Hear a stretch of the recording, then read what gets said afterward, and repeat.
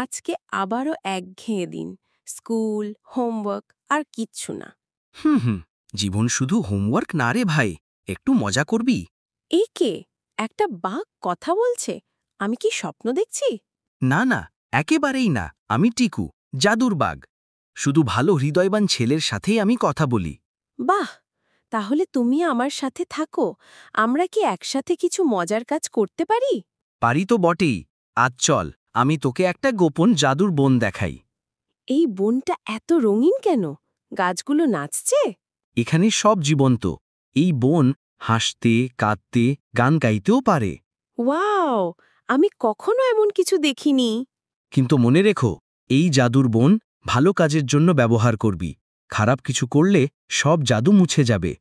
আমি প্রতিজ্ঞা করছি টিকু, আমি এই জাদু দিয়ে মানুষকে সাহায্য করব। হেই, তুমি কাঁদছ কেন? আমার পুতুলটা জলে পড়ে গেছে। টিকু, তুমি কি কিছু করতে পারো?